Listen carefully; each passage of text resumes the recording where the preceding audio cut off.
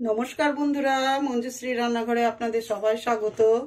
আশা করি আপনারা সকলেই ভালো আছেন ও সুস্থ আছেন। তো আজ আমি একটি শীতের মরশুমে মিষ্টি রেসিপি আহার নিয়ে এসেছি। তো শীতকালে খুব ফ্রেশ ফ্রেশ গাজর ওঠে। আমার পিঠে পুলি সেরকম কোনো রেসিপি করা হয়নি এর মধ্যে।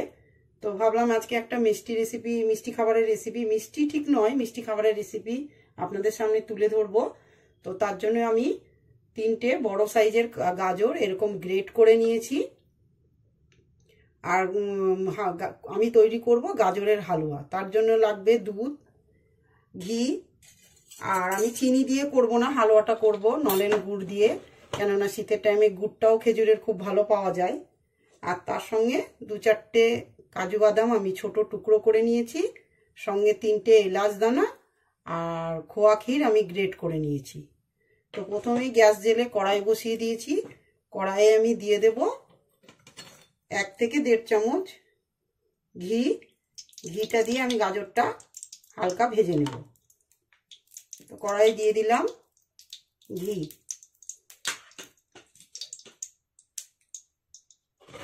এবার ঘিয়ের মধ্যে গাজরটা আমি হালকা ভেজে নেব।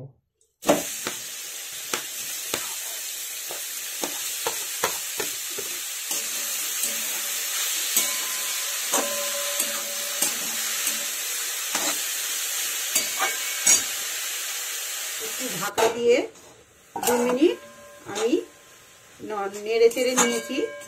এবার এই সময়ে দিয়ে দেব দুধ। আমি এখানে 1 কিলো দুধকে খুব ঘন করে ফুটিয়ে নিয়েছি।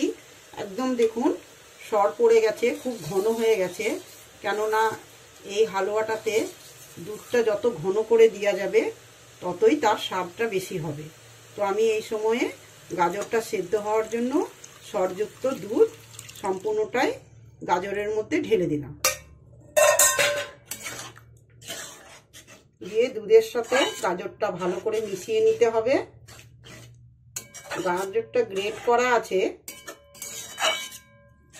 তার জন্য সেদ্ধ হতে খুব বেশি টাইম লাগবে না। তো তবুও ঢাকা দিয়ে ফোটাতে হবে। এই সময়ে আমি 3টে এলাচের মুখ ফাটিয়ে নিয়েছি। এবার এলাচ দানাগুলো দিয়ে দেব। আর যে কোনো মিষ্টি খাবারে সামান্য পরিমাণে একটু লবণ দিতে হয় স্বাদটা ব্যালেন্স হওয়ার জন্য। তো সামান্য 1 চিমটি লবণ আমি দিয়ে দিলাম। দিয়ে ভালো করে নেড়ে আবারও ঢেকে আমি 5 মিনিট হতে দেব।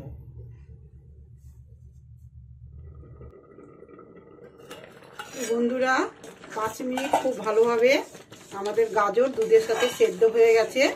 এই সময়ে আমি দিয়ে দেব কুচি করা কাজু, কেননা মুখে খাওয়ার সময় কাজুটা পড়লে খুব ভালোই লাগে। আর দিয়ে দেব গ্রেট করা খোয়া ক্ষীর। কনডেন্স মিল্কটা দিলেও খুব ভালো স্বাদ আসে। এই মুহূর্তে আমার কাছে কনডেন্স মিল্কটা নেই, সেই কারণে আমি দিতে পারছি না। কনডেন্স মিল্কটা দিলেও এই গাজরের হালুয়াটা খুব সুস্বাদু হয়। তো খোয়া ক্ষীর আর কাজু দিয়ে ভালো করে নাড়িয়ে নিলে রেডি হয়ে যাবে আমাদের গাজরের হালুয়া। তো আপনারাও এই শীতের সময় খুব ফ্রেশ গাজর ওঠে, আপনারাও অবশ্যই একবার বানিয়ে খাবেন। খুব সুস্বাদু হয় এই গাজরের হালুয়াটা।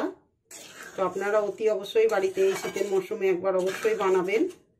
তো আপনাদের আমার রেসিপি কেমন লাগে কমেন্টে অবশ্যই জানাবেন। আরও নতুন কিছু মিষ্টি রেসিপি নিয়ে আসবো। এবার সমস্ত কিছু দিয়ে ভালো করে নাড়িয়ে নিয়েছি। এবার শেষে দিয়ে দেব হাফ বাটি নলেন গুড়। এই গাজর হালুয়াটা চিনি দিয়েও করা যায়, তো যেহেতু এখন শীতের মরশুম গুড়টা খুব ভালো পাওয়া যায়, তো আমি তার জন্য গুড় দিয়ে করছি। আপনারা ইচ্ছা করলে চিনি দিয়েও করতে পারেন। তো সমস্ত কিছু দিয়ে গুড়টাও দিয়ে আবার ভালো করে নাড়িয়ে নিয়ে 2 মিনিট ঢেকে রাখলেই রেডি হয়ে যাবে আমাদের গাজরের হালুয়া। এখন একটু পাতলা মনে হচ্ছে, কিন্তু ঠান্ডা হওয়ার পর এটা অনেকটাই জমে যাবে। তো আপনারা অবশ্যই একবার বানাবেন।